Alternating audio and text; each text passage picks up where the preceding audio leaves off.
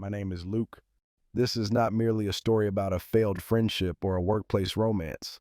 It is a testament to how prosperity can act as a brutal and unforgiving light, one that illuminates the hidden fractures in the people we hold closest. It is a chronicle of how a single genuine connection can unravel a tapestry of lies woven by someone I considered a brother. For 5 years, Mark and I were more than colleagues at Grayson and Lowe Architects. We were comrades in a quiet war against mediocrity and corporate politics. We existed in a world of tracing paper and endless coffee, of dreams sketched on napkins, and the relentless pursuit of seeing those dreams rendered in steel and glass. Our desks were adjacent territories in a vast open plan sea, and we defended each other from the tides of unreasonable deadlines and the tempers of senior partners. Mark was the engine of our duo. His ambition was a tangible force, a fire that burned day and night. While I was content to lose myself in the flow of a design, Mark was always strategizing, networking, ensuring his face and his name were synonymous with dedication and results. He wore his exhaustion like a badge of honor. I admired his tenacity, often telling him he was the one who would drag us both to the top. He would just smile a tight, weary expression and reply, "Someone has to do the dragging, Luke." I failed to see the resentment hidden in that statement, the implication that he was carrying a weight I was unwilling to shoulder. The catalyst for everything was a collision, both literal and metaphorical.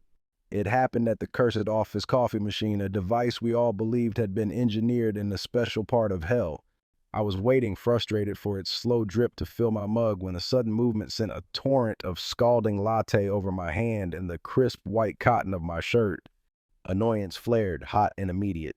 But when I looked up, ready to snap, the words died in my throat.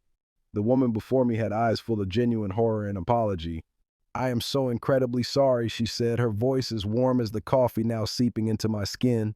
"This machine has a personal vendetta against me, I swear." We fumbled with napkins, a shared moment of absurdity breaking the tension. Her name was Ava, she explained, and she was temporarily helping a friend in the marketing department. There was an ease about her, a lack of pretense that was refreshingly out of place in our polished corporate environment. We talked for 10 minutes, a conversation that felt strangely natural, as if we were resuming a discussion rather than starting one. The revelation came moments later when a passing manager paused and asked, "Is everything all right, Ms. Grayson?" The air left my lungs. Ms. Grayson. The only Ms. Grayson was the daughter of Robert Grayson, the formidable patriarch and founder of the entire company. The man whose vision was literally set in concrete and steel across the city. The knowledge should have created a chasm between us. Instead, it made her earlier warmth and humility all the more remarkable. Ava Grayson, I soon learned, was fiercely independent. She ran her own charitable foundation and went to great lengths to ensure her achievements were her own, untainted by her father's shadow. Our relationship began cautiously, a coffee to replace the one she had destroyed. Then a lunch, then dinners where time seemed to lose all meaning. We built a private world, a sanctuary we kept secret from the prying eyes of the office. But secrets in a fishbowl are impossible to keep. The day I told Mark I was brimming with a happiness I wanted to share, I expected a bear hug, a roar of congratulations. What I received was a chilling stillness. His face went blank, as if a switch had been flipped. "Ava Grayson," he repeated, his voice dangerously neutral. He forced a laugh that sounded like cracking ice. "Well, I guess that settles it then. Your ticket is punched, my friend. No more grunt work for you. Just smooth sailing from here on out." He clapped my shoulder, but his hand felt like a block of wood. I dismissed it as awkwardness, a joke that had landed poorly. It was a catastrophic misjudgment. The change in the office atmosphere was insidious. It began with glances that lingered a moment too long, whispers that hushed when I entered the kitchen. Then came the open comments, veiled as jokes. "Hey, Luke, heard you are moving into the executive wing soon. Saving a seat for the rest of us?" The narrative was being crafted before my eyes. Luke, the competent but unexceptional architect, was now Luke, the social climber who had landed the ultimate prize. Worst of all was Mark's role in it. He became the master of the poison chalice, always defending me in a way that damned me further. "Oh, leave him alone," he would say in a meeting when a subtle jab was thrown my way. Luke's work on the Bristol project was stellar. Of course, having the ear of management certainly helps get those resources approved, doesn't it? He would smile, a bland, innocent expression while expertly twisting the knife. He was always there, a constant presence at the edge of gossip circles, adding a concerned sigh or a thoughtful, well, you never really know someone, do you? The sabotage escalated from passive-aggressive comments to active warfare with a single email. Ava forwarded it to me one evening with the subject line, "We need to talk." It was from an anonymous sender. The message was short, dripping with faux sympathy. "Dear Ava, I feel terrible being the one to tell you this, but you seem like a kind person who doesn't deserve to be deceived.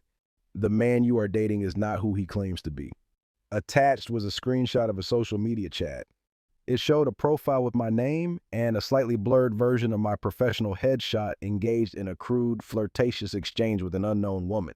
The timestamps placed these conversations on evenings I was with Ava. It was a transparent, clumsy fake. But its purpose was not to convince Ava, it was to humiliate and destabilize. The next day, the screenshot had metastasized, spreading through the office like a virus. My character was assassinated. I was now a duplicitous womanizer, a man cunningly playing the boss's daughter. The final damning piece of evidence came unexpectedly. I returned to the office late one night for a forgotten set of schematics. The floor was dark and silent. As I approached my desk, a figure shot up from behind it, startled. It was Mark. A flash of pure, unadulterated panic contorted his features before it was swiftly masked by a smooth, "Oh, Luke, I was just leaving you a note." My computer screen was glowing. He had not been leaving a note. He had been at my terminal. The lie was so blatant, so insulting, that the last puzzle piece slammed into place. The coldness, the subtle defamation, the constant presence near my workspace, it was all him. The betrayal was a physical pain, a cold knot tightening in my chest. Ava and I decided we would no longer be victims. We would set a trap. We carefully leaked a piece of irresistible information through Ava's trusted channels. The story was that Mr. Grayson, impressed with my innovative work on a charitable project, was creating a new senior directorship specifically for me, a role with a high salary, a corner office, and direct access to the board. It was the very position Mark had coveted for years. The bait was taken within 24 hours. A new anonymous email rocketed through the company servers accusing me of the most serious crime, yet misusing confidential client data for personal enrichment. This was no longer just character assassination, it was an attempt to have me criminally prosecuted, but this time we were waiting. We had enlisted Mr. Grayson and the head of IT. The digital forensics were undeniable. The email, though sent from an encrypted service, originated from a single computer terminal in the building. The security logs were explicit. It was Mark's computer, accessed with his credentials, at a time when he was supposedly at home. The confrontation in his office was a quiet, brutal affair. Mr. Grayson, a man of immense presence, placed a single sheet of paper on Mark's desk, the network log. Mark's face cycled through shock, denial, and finally a crumpling defeat. His lies were elaborate and desperate, but they withered under the cold, hard truth of the evidence. Then he turned to me. The mask was gone, replaced by a visage of raw, unvarnished hatred. "You," he hissed, his voice trembling with the venom I had never heard. "You always had it so easy, with your charm and your casual brilliance. You never had to fight. I bled for this company. I gave it everything. And you just stumble into a relationship and it's all handed to you on a silver platter. It wasn't fair. I just wanted it to be fair." He screamed the word as if it were a righteous battle cry. Fairness. That was the banner under which he had waged his cowardly war of emails and whispers. Mark was terminated immediately. My career progressed, but now the achievements were mine alone, unshadowed by suspicion. Ava and I grew stronger, our bond tempered in the fire of that ordeal. This story taught me that success is not just a measure of achievement. It is the most potent litmus test for the human heart. It reveals the loyal and unmasks the envious. Sometimes the person you break bread with is the one secretly sharpening the knife. And sometimes true love is not just a feeling, but the unwavering courage to stand beside you and help you expose a painful truth, no matter how devastating the cost.